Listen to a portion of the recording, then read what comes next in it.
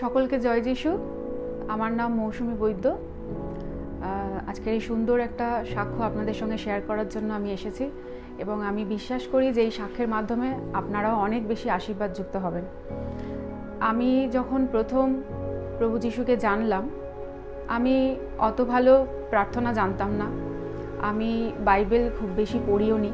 আমি একবার চার্চে গিয়েছিলাম এবং সেখানে আমি চার্চে শুনলাম যে সত্য ঈশ্বর কী, এবং এই সত্য ঈশ্বরের কথাটা আমার হৃদয়ে এত তীব্রভাবে গেঁথেছিল যে আমি প্রভু যিশুকে বিশ্বাস করেছিলাম যে হ্যাঁ, তিনি সত্য ঈশ্বর।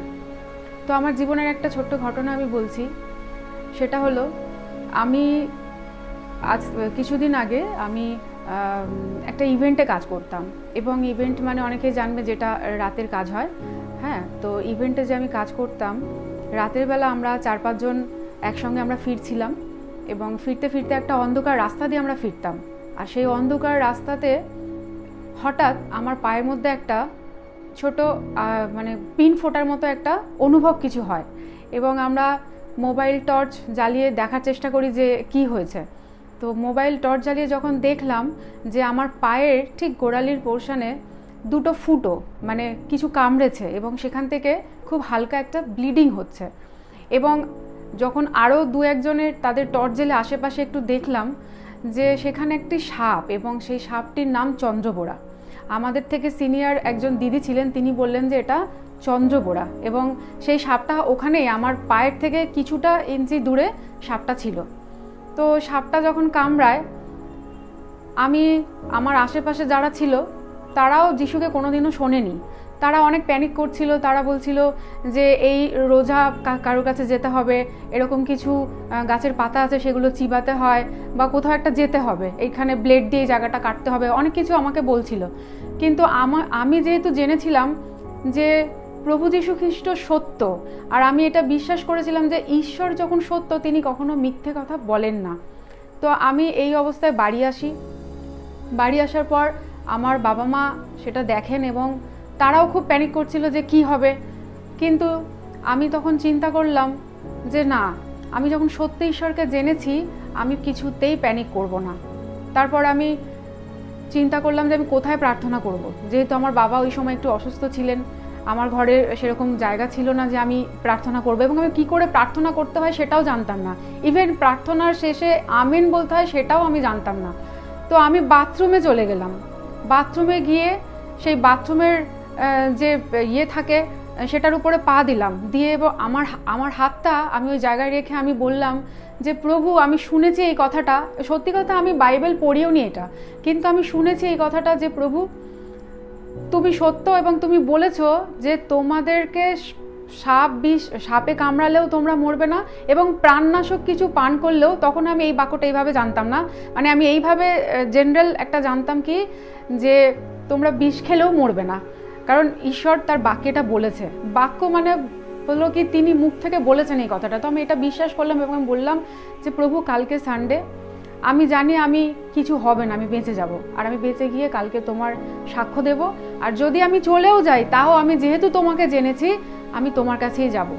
এই বলে আমি বাড়িতে ঢুকলাম এবং আমার মাকে বললাম যে তুমি আমাকে নিচে বিছানা করে দাও।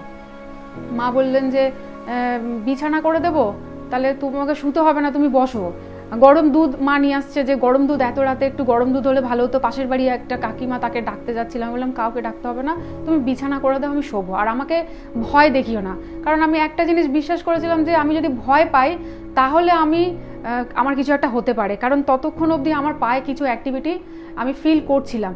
তো আমি ওই বাক্য, ঈশ্বরের সেই বাক্য আমি খুঁজে খুঁজে বের করলাম, বের করে আমি বাইবেলটা খুলে আমার বুকের মধ্যে রেখে আমি যখন শুতে যাচ্ছি, তখন আমার বাবা বলছে যে না শুলে মনে হয় ভালো হয়, কেন শুনেছি শুলে মাথায় বিষ উঠে যাবে। আমি বললাম যে চিন্তা করো না, তোমরা ঘুমাও, আমি ঠিক কালকে সকালবেলা উঠবো। তো আমি বাইবেলটা আমার বুকের মধ্যে রেখে আমি সত্যি ঘুমিয়ে পড়লাম। আর সেদিন আমি এতই ঘুমালাম যে এক ঘুমে আমি সকালবেলা দেখছি আমি সুন্দর জীবিত আছি। তো তো আমি বললাম প্রভু তোমায় ধন্যবাদ, আর আমি আজকে চার্চে গিয়ে তোমার সাক্ষ্য দেব। আমি চার্চে গিয়ে সাক্ষ্যটা দিলাম। যখন আমি চার্চে ঢুকছি তখন আমার এই বাঁদিকের পাটা একটু ভারী, মানে বিশাল ভারী, একটা পাথর যেরকম ভারী হয়, আমি ওইভাবে কোনোভাবে টেনে টেনে আমি চার্চে গেলাম। আর সাক্ষ্য দিয়ে সার্ভিস শেষ করার পরে যখন আমি চার্চ থেকে বেরাচ্ছি, আমার পায়ে সেই ভারী ব্যাপারটা তো চলেও গেল। এবং একটা সবথেকে বেশি ইম্পর্টেন্ট কথা, যে আমাকে যে কামড়েছে, যে ব্লিডিং হয়েছে, সেই জায়গাটা আমি আর খুঁজে পাচ্ছি না। মানে রীতিমতো আমি এইদিকে ওইদিকে হাত দিয়ে আমি খোঁজার চেষ্টা করছি যে আমার কোথায় কামড়েছিল, কিন্তু সেই জায়গাটা পুরো মিলিয়ে গেল। আর সেদিন আমি বিশ্বাস করলাম এবং আমি বুঝতে পারলাম যে আমি কোন ঈশ্বরের কাছে এসেছি আরাধনা করতে। আর সেই দিন থেকে আমার বিশ্বাস প্রতিদিন একটু একটু করে বেড়ে চলেছে। আর সেই দিন থেকে আমি বিশ্বাস করলাম যে ইনি ছাড়া আর জগতে কোনো ঈশ্বর নেই। আর আমি একটু বিশেষ কথা বলতে চাই, সেটা হলো যে আমার বাড়িতে কিন্তু, আমি একটা হিন্দু ঘরের মেয়ে ছিলাম, আমার বাড়িতে এমন কোনো মূর্তি ছিল না, এবং সেই মূর্তিগুলো ছিল পিতলের। মানে রাধাকৃষ্ণ জোড়া, হ্যাঁ, লক্ষ্মীনারায়ণ জোড়া, অনেকগুলি গোপাল ছিল, মানে ছোট থেকে বড় থেকে মাঝারি, তাদের শোবার জায়গা ছিল, তাদের সমস্ত কিছু। মানে আমার একটা বারান্দা জুড়ে শুধুমাত্র 3-4টে সিংহাসন ছিল। এমন কোনো উপোস ছিল না যেটা আমি করতাম না।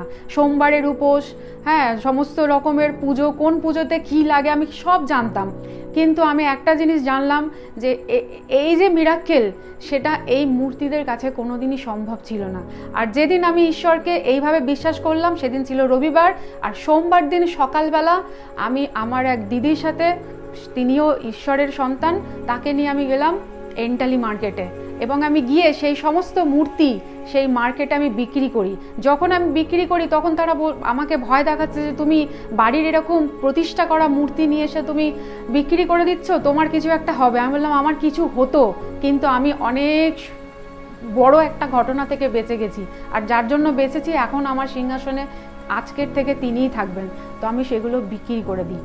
তাই আমি ঈশ্বরকে আজকে আমি মহানামে ধন্যবাদ করি যে আমি তাকে চিনতে পেরেছি, তিনি নিজেকে আমার কাছে প্রকাশ করেছেন এইভাবে। মানে আমি ভাবতে পারিনি যে এইরকমও ঘটনা হতে পারে।